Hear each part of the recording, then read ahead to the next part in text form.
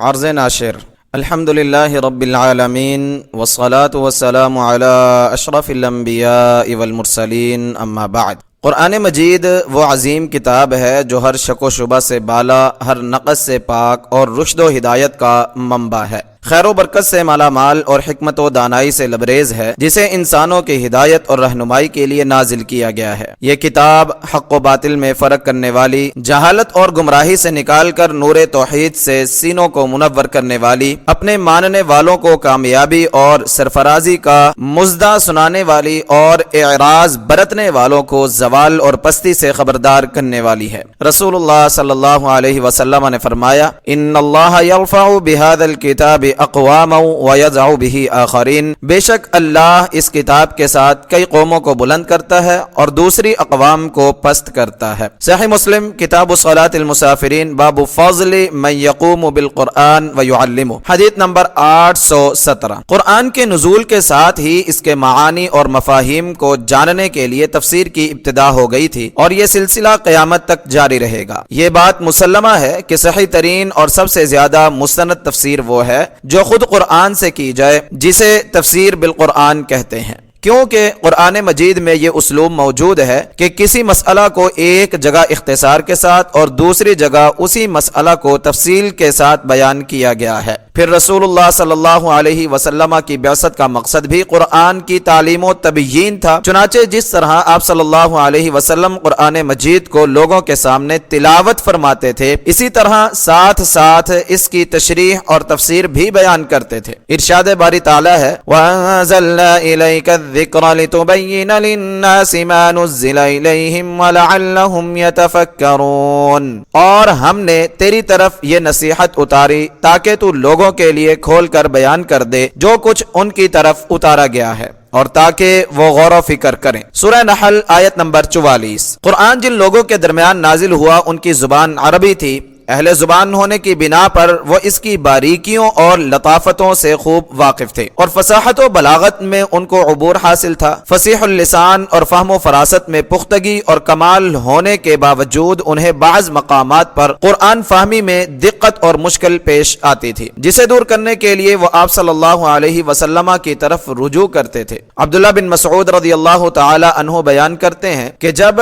یہ آیت نازل ہوئی، الذين آمنوا ولم يلبسوا إيمانهم بظلم أولئك لهم الأمن وهم مهتدون، وہ لوگ جو ایمان لائے اور انہوں نے اپنے ایمان کو بڑے ظلم کے ساتھ نہیں ملایا، یہی لوگ ہیں جن کے لیے امن ہے اور وہی ہدایت پانے والے ہیں۔ سورہ انعام آیت نمبر 82۔ تو اصحاب رسول پر یہ آیت بہت شاق گزری، انہوں نے عرض کی، یا رسول اللہ، ہم میں سے کون ہے جس نے اپنے نفس پر ظلم نہیں کیا؟ تو رسول اللہ صلی اللہ علیہ وسلم نے فرمایا، یہ بات اس طرح نہیں جیسے تم سمجھ رہے ہو، بلکہ اس سے مراد وہ ہے جس کا ذکر لقمان علیہ السلام نے اپنے بیٹے سے کیا تھا، یا بنی لا تشرک باللہ ان الشرک لظلم عظیم، اے میرے چھوٹے بیٹے، اللہ کے ساتھ کسی کو شریک نہ بنانا، بے شک شرک یقیناً بہت بڑا ظلم ہے۔ سورہ لقمان آیت نمبر 18۔ یعنی ظلم سے مراد شرک ہے۔ صحیح مسلم کتاب الایمان باب صدق الایمان و اخلاصہ،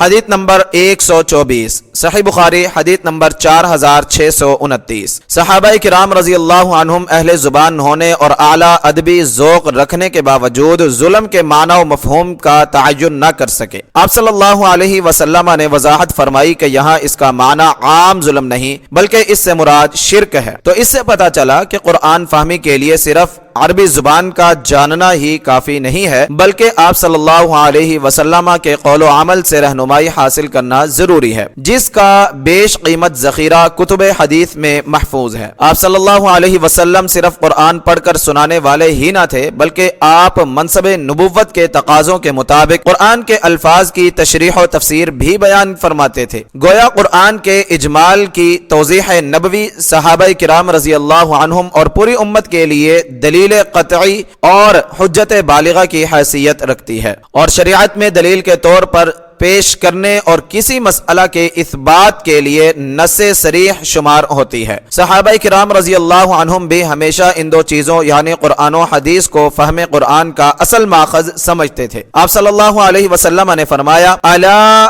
انی اوتیت القرآن ومثلہ معہ، لوگوں سن لو، بے شک مجھے قرآن دیا گیا ہے اور اس کے ساتھ اس کی مثل بھی۔ مسند احمد جلد نمبر 4 صفحہ نمبر 131، حدیث نمبر 17179۔ ابو داود حدیث نمبر 4604۔ قرآن اور حدیث کے درمیان فرق کرنے والوں کے متعلق آپ صلی اللہ علیہ وسلم نے فرمایا، میں تم میں سے کسی شخص کو اپنی مسند پر ٹیک لگائے اس طرح نہ دیکھوں کہ اس کے پاس میرے احکام میں سے کوئی حکم آئے کہ جس میں کسی کام کے کرنے کا حکم دیا گیا ہو یا اس میں کسی کام سے روکا گیا ہو تو وہ کہہ دے کہ میں اسے نہیں جانتا، ہم تو جو حکم قرآن میں پائیں گے صرف اس کی پیروی کریں گے۔ سنن نبی داود کتاب السنہ باب فی لزوم السنہ، حدیث نمبر 4605۔ یہی مفہوم قرآن کی اس آیت کا بھی ہے جس میں فرمایا وَمَا آتَاكُمُ الرَّسُولُ فَخُذُوهُ وَمَا نَهَاكُمْ عَنْهُ فَانْتَهُوا، اور رسول تمہیں جو کچھ دے تو وہ لے لو اور جس سے تمہیں روک دے تو رک جاؤ۔ سورہ حشر آیت نمبر 7۔ اس کے علاوہ قرآن مجید کی بہت سی آیات اس چیز پر دلالت کرتی ہیں کہ قرآن کی تفسیر کے لیے آپ صلی اللہ علیہ وسلم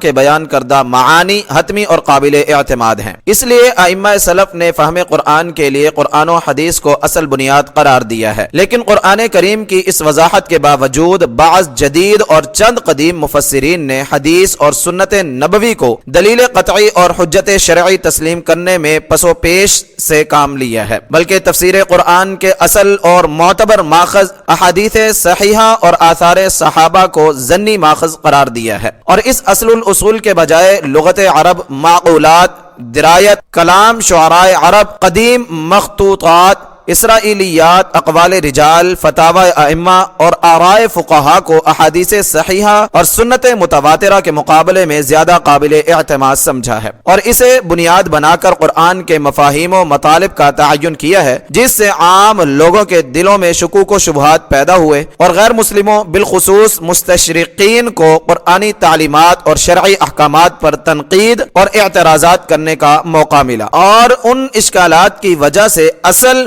مقصد ربانی اور پیغام رسالت متاع گم شدہ بن کر رہ گئی۔ یہ ایک حقیقت ہے کہ طویل تاریکی اور فکری کجروی کے بعد اب یہ سوچ پختہ ہوتی جا رہی ہے کہ اسلام کی اصل تعبیر اور تفسیر صرف قرآن اور حدیث ہی سے ممکن ہے۔ چنانچہ موجودہ دور اور عصری فکر و شعور کا تقاضا ہے کہ قرآن مجید کی مستند اور معیاری تفسیر کو قرآن فہمی کے لیے عام کیا جائے، اور قرآن اور قارئین کے درمیان حائل ان وضعی قاعدوں اور خود ساختہ اصولوں کے پردوں کو دور کر دیا جائے جو علوم و فنون اور معقولات و درایت کے نام سے روح قرآن اور حکمت ربانی کو سمجھنے میں بڑی رکاوٹ ہیں، تاکہ عام مسلمان قرآنی تعلیمات سے براہ راست استفادہ کر سکیں اور اس عظیم چشمہ صافی سے اپنی علمی پیاس بجھا سکیں۔ اللہ تعالیٰ نے اس نہج پر تفسیر لکھنے کا اعزاز فضیلت الاستاد الشیخ الحافظ عبدالسلام بن محمد حافظہ اللہ کو بخشا، جس میں انہوں نے احادیث صحیحہ، آثار صحابہ اور منہج سلف کی روشنی میں تفسیر بالمأثور کا عمدہ نمونہ پیش کیا ہے۔ یہ تفسیر محترم حافظ صاحب کی 40 سال سے زائد عرصہ پر محیط تعلیمی خدمات، تدریسی تجربے اور دقیق مطالعہ کا خلاصہ ہے۔ اس تفسیر کا نمایاں اور قابل ذکر وصف یہ بھی ہے کہ اس میں ترجمہ قرآن بھی محترم حافظ صاحب ہی کا ہے، جو لفظی اور بامحاورہ ترجمے کا حسین امتزاج ہے، جس میں انہوں نے نازک اسلوب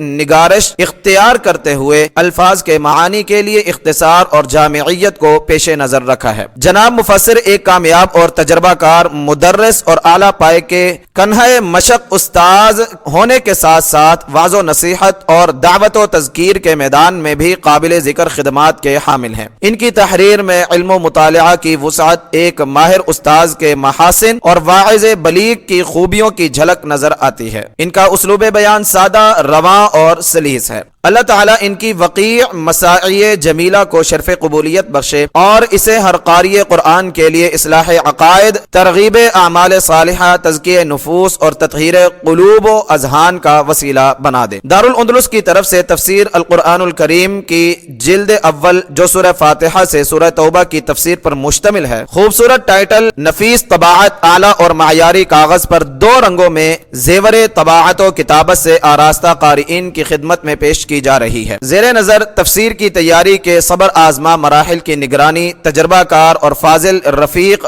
مجلس ابو عمر محمد اشتیاق اصغر نے کی۔ اس میں ان کے مفید اور قابل قدر مشورے بھی شامل ہیں۔ ان کے علاوہ ابو الوفا حافظ سعید الرحمان نے بڑی محنت اور ذمہ داری کے ساتھ تخریج کا کام کیا۔ اس کام میں ابو عبداللہ حافظ رضوان عبداللہ نے ان کی بھرپور معاونت کی۔ ابو خبیب حافظ ثناء اللہ خان نے احادیث کی اصل ماخذ کے ساتھ مراجعت کا محنت طلب کام کیا۔ ان تمام احباب نے شب و روز بڑی توجہ کے ساتھ مسودے کی بار بار پروف خوانی بھی کی۔ کمپوزنگ اور ڈیزائننگ کا تھکا دینے والا کام ابو خزیمہ محمد شفیق، ابو حمزہ آصف رشید اور محمد عمر نے بڑی مہارت اور ذمہ داری سے کیا۔ خوبصورت اور جاذب نظر سر ورق کی ڈیزائننگ ابو حمزہ ضیاء الرحمان نے کی، جو ڈیزائننگ کے میدان میں اپنی ایک پہچان رکھتے ہیں۔ میں ان تمام رفقائے ادارہ کا شکر گزار ہوں جن کی محنتوں کا عمدہ ثمر اور علم و حکمت کا خزینہ قرطاس کتاب پر بکھرا ہوا داد تحسین حاصل کرنے کے لیے آپ کے ہاتھوں میں ہے۔ اللہ تعالیٰ ان تمام احباب مجلس کو جو شریک عمل رہے خیر کثیر عطا فرمائے، آمین۔ محتاج دعا جاوید الحسن صدیقی، مدیر دارالاندلس، 1 رمضان 1432 ہجری بمطابق 2 اگست 2011 عیسوی۔